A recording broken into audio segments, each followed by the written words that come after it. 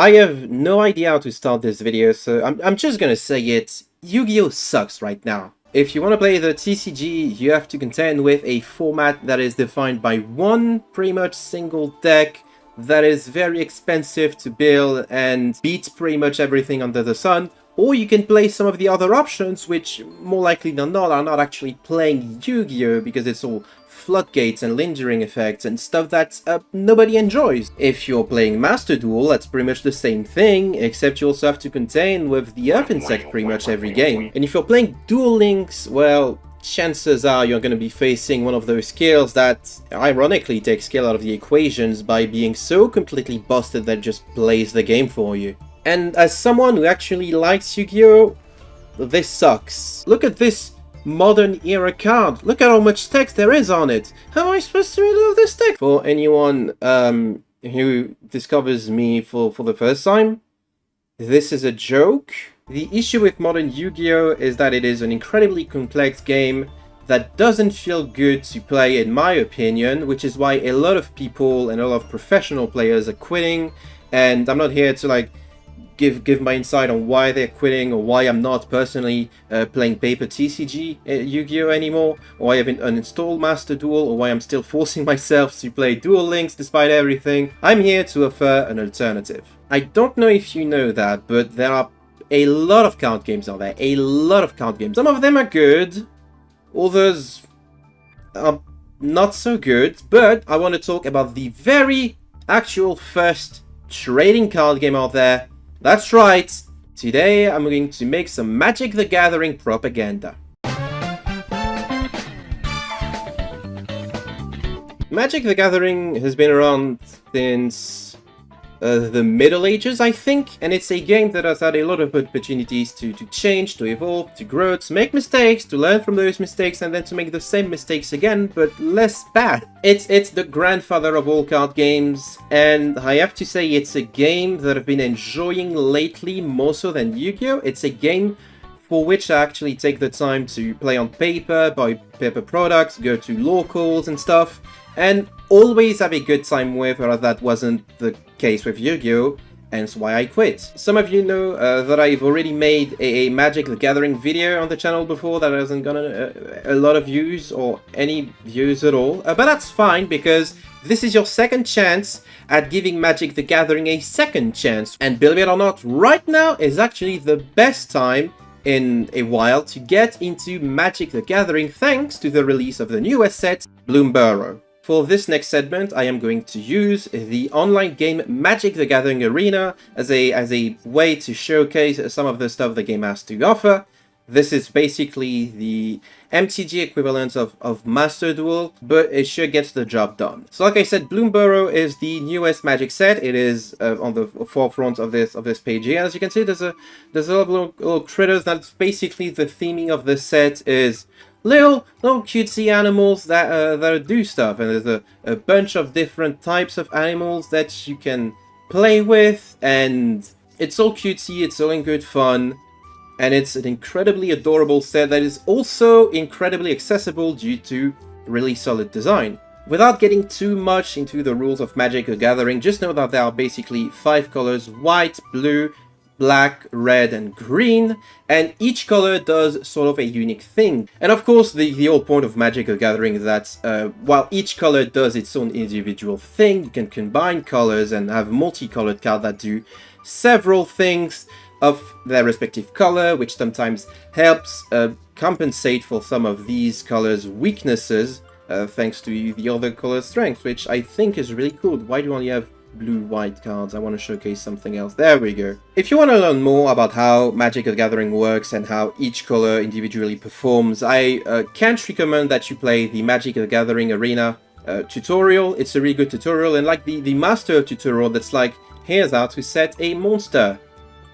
Now get ready to face full power Snake Eyes. You actually get to learn how to play the game, what each color does, and how to build a deck that can accommodate for specific synergies that you want to make. This newest set, bloomburrow, is all about creature types, which means that there are 10 types of creatures, one per each color pair, and each of those pairs does something really unique, something mechanically different from all the other pairs, and something that also fit their color, because that's Magic the Gathering. We do good game design here. For instance, the white-green pair is going to be all about rabbits, and rabbits, what they do in this extension is they make a lot of like little rabbit tokens, right? They create a lot of little bunnies, and with all of these bunnies, then you grow them into a strong force to beat your opponent with.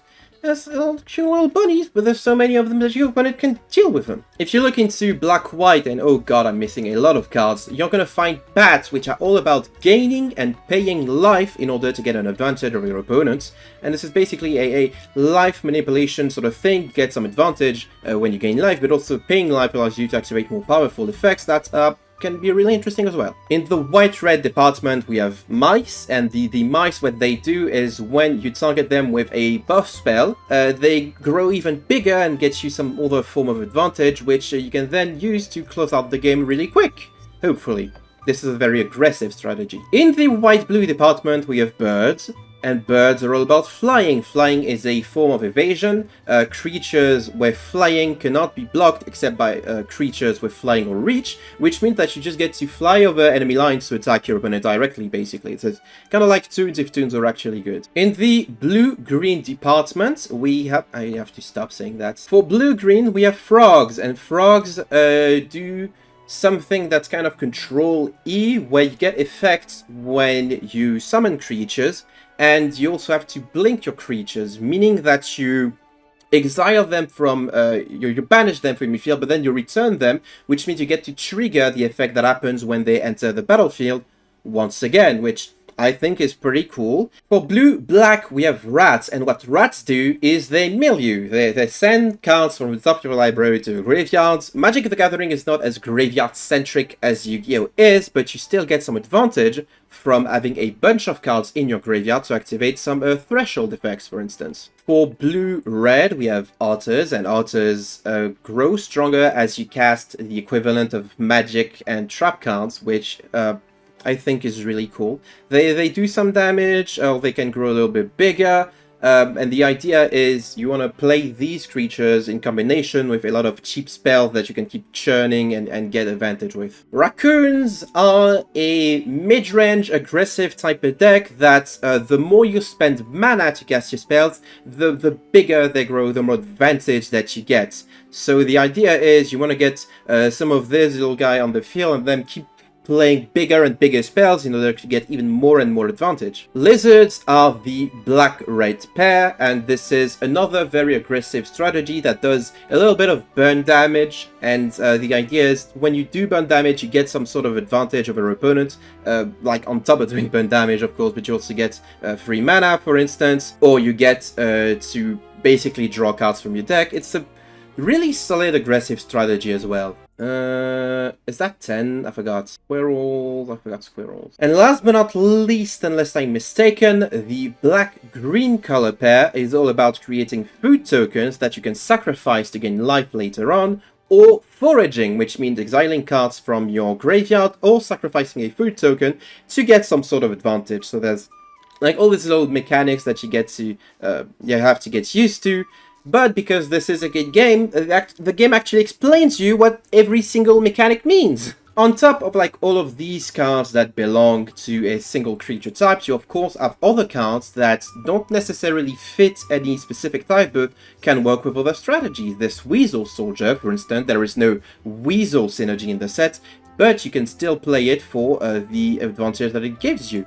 There's of course like generic removal spells or buff spells that can still be used regardless of which type of card you're playing. There are these big elemental lords kind of cards that also do not belong to a single creature type, are sort of the baddies of this entire set and are extremely fun to build around. And there are cards that like support multiple creature types, like this Valet Might Caller, for instance, has good synergies with frog, rabbits, raccoons, squirrels. Despite being just a single frog, it supports everything that's green, basically. And that's just one set from which you can build a deck around. The good thing about Magic the Gathering is that sets are independent from one another. It's not like in Yu-Gi-Oh! Where you're going to get a first wave of support in one set and then a second wave in the next set. Of course, there's always going to be like good generic cards you could put in pretty much any deck.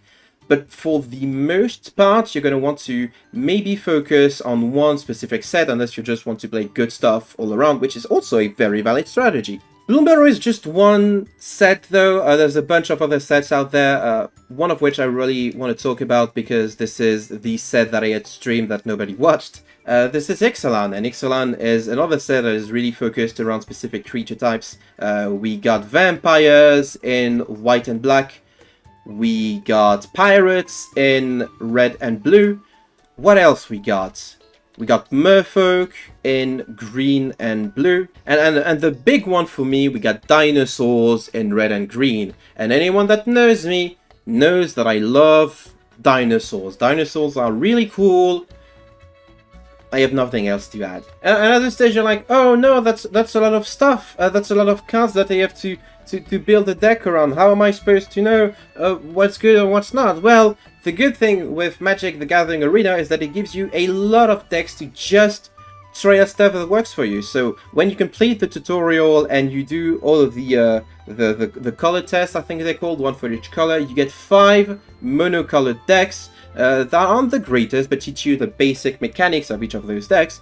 And then every year you get some of these starter decks that are each focused on a specific mechanic. Like the Dynamite deck is gonna be dinosaurs. The Power to the People is going to be about small creatures sneaking in, doing some cool little burn effects, little exiling cards from burning hands effects, like confiscation. The Outlaw Posse deck is all about the sort of weird category of creatures called outlaws that are basically bandits and rogues and warlocks, this sort of guys. Snack Time is food and it's bad.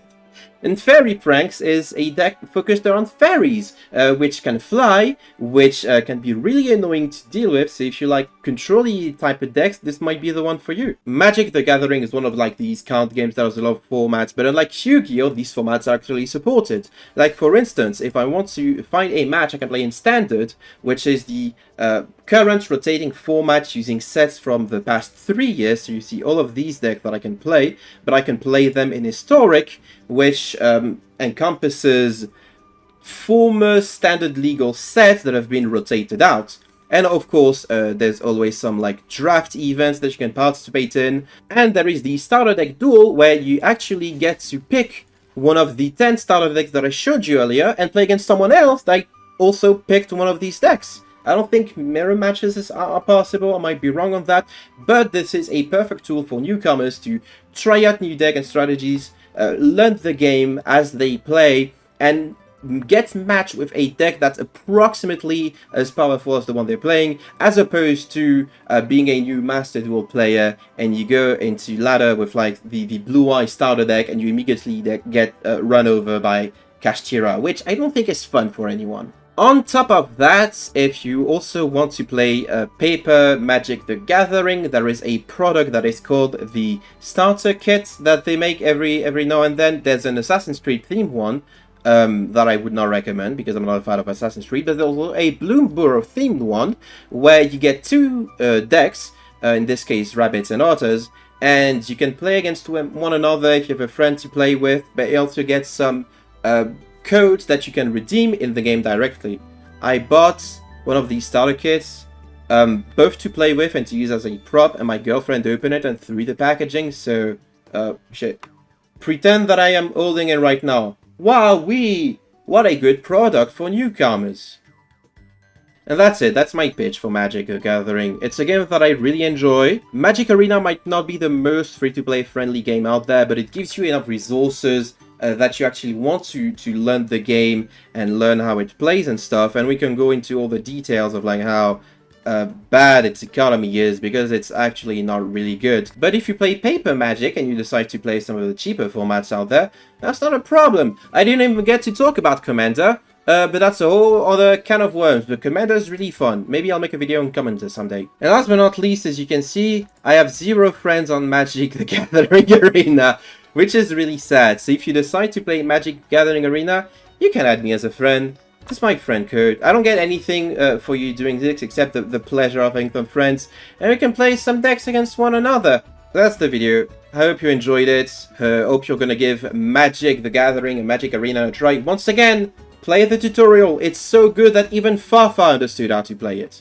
Thank you in particular to Dingust, Outage Boy Zero, Zinnia, Jimmy, and Yannick for their support on Ko-fi. If you would like, you can also support me on Ko-fi, which you're not obliged to do. But if you're gonna spend money, don't spend it on dueling. Don't spend it on Yu-Gi-Oh! You spend it on giving me money. Just kidding. Spend it however you like. I'm not your father. You get to do whatever you want. I might be streaming a draft run of the newest set Bloomburrow. That's a set that I've already drafted. I know a little bit about, so I might stream that. If anyone's interested, please let me know in the comments, and I might upload the VOD of this draft on my channel. And what else is there to say? Now, thank you once again for watching. Take care, everyone, and I will see you all next time.